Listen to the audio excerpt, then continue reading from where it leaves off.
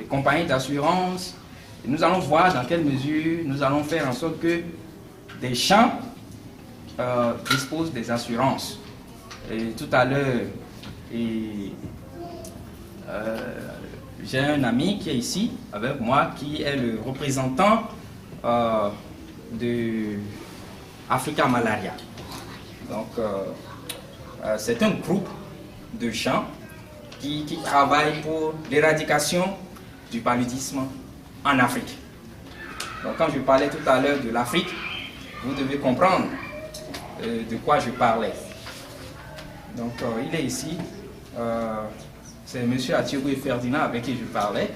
Tout à l'heure, vous pouvez vous lever, l'assistant.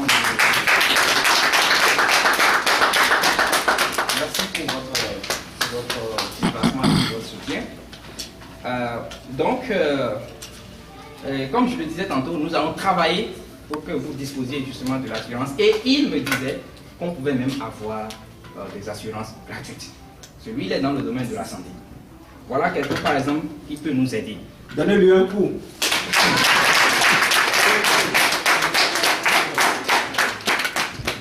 Donc aussi, nous allons voir comment nous allons aider les Béninois à s'installer.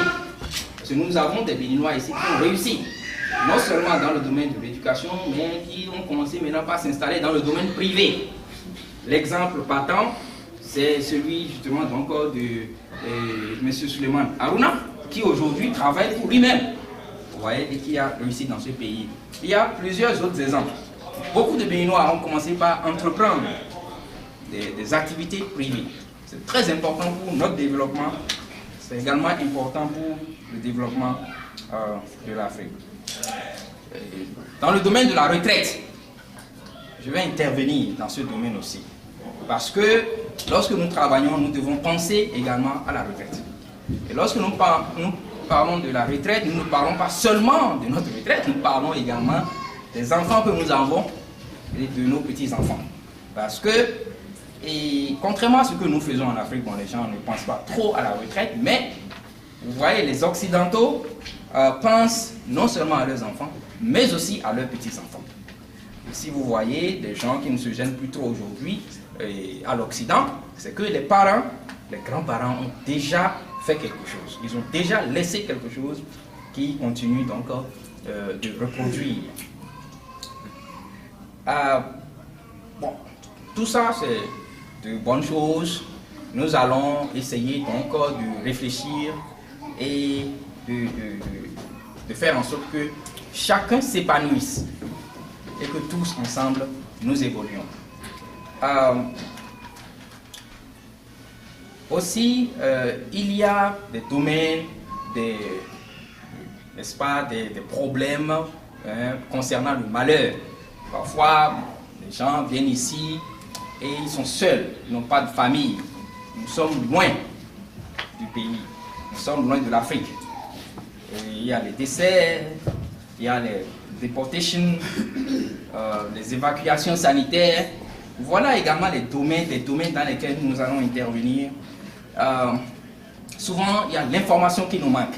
Nous avons besoin justement donc des informations, il y a des experts en la matière, n'est-ce pas, avec qui nous avons des contacts, que nous allons faire venir ici, pour que, lorsqu'il y a un décès dans la communauté, que ce ne soit pas en ce moment-là, par exemple, qu'on aille voir l'ambassade, et que l'ambassade nous renvoie encore vers la communauté, parce que, bon, elle se dit, ne disposant pas de moyens pour aider. Parce qu'il y a eu des cas ici où nous étions obligés de cotiser de l'argent. Nous avons cotisé de l'argent pour des cas de décès. Nous avons également cotisé de l'argent pour des cas d'évacuation. Pas forcément de santé. Bon. Monsieur Aruna Suleiman sait de quoi je parle. Il y a eu des Béninois qui sont venus ici, qui ont eu des problèmes avec l'immigration et devaient être déportés. Donc, si on ne faisait pas diligence, eh bien, ces gens étaient déportés dans les jours à suivre. Mais, en ce moment-là, justement, Suleiman Aruna était le président de l'association des Béninois ici. Bon, et moi, j'étais dans le bureau en tant que responsable à l'organisation. Donc, nous avons tout fait pour pouvoir évacuer ce monsieur qui était à bord du souffle. Autrement dit, il était traumatisé parce qu'on lui a déjà donné le jour de sa déportation. Donc on a dû le faire venir de Californie jusqu'ici. Il lui a dit, bon, lui ne savait même pas qu'il y avait une association de Béninois. Il a dit, mais il y a une association. Tout ce qu'il fallait faire, c'était de s'informer. Donc nous l'avons aidé. Et je vous jure que aujourd'hui, maintenant, ce monsieur, il est enseignant à l'université nationale du Bénin, à l'université d'Amou-Mégalabi. Et bon, chaque fois que nous pensons à lui, nous sommes contents que nous avons fait quelque chose. Parce que nous l'avons aidé à partir à temps au Bénin. Mais il est revenu ici après, parce qu'il a respecté la loi, pour pouvoir faire ses soutenances, le doctorat, tout et tout. Aujourd'hui, il enseigne à l'université. Ouais, donc, et pour pouvoir ne pas en arriver à des situations où nous sommes obligés de cotiser en catimonie des grosses sommes, eh bien, nous allons nous préparer.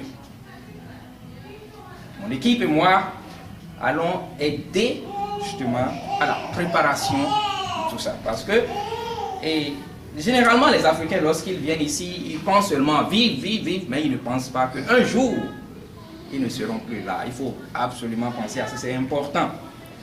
Important. Bon, je ne saurais occulter le domaine de l'économie. J'ai parlé du domaine de la santé, parce que sans la santé, il n'y a pas de développement. Lorsque au Bénin,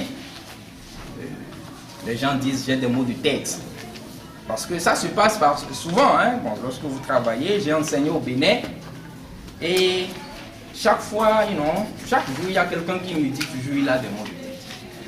Voilà. Les gens ont le paludisme. Ça ne peut pas aller. Lorsqu'on est malade, on ne peut pas travailler.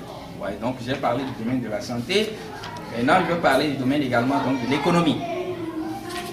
Donc pour ce qui concerne l'économie, nous allons essayer de voir le mécanisme à mettre en place pour renforcer, aider pour ce qui concerne les microcrédits. Tout à l'heure, je parlais avec M. Bio, qui était dans la voiture, et il m'a parlé justement donc des progrès enregistrés dans ce domaine par le président de la République, le docteur Boni Yayi, vraiment qui a fait des efforts considérables dans le domaine de la microcrédit. Nous allons voir dans quelle mesure nous aussi nous pouvons faire quelque chose. Comment apporter une aide au pays. Comment renforcer, aider également donc, le chef de l'État dans son action, n'est-ce pas,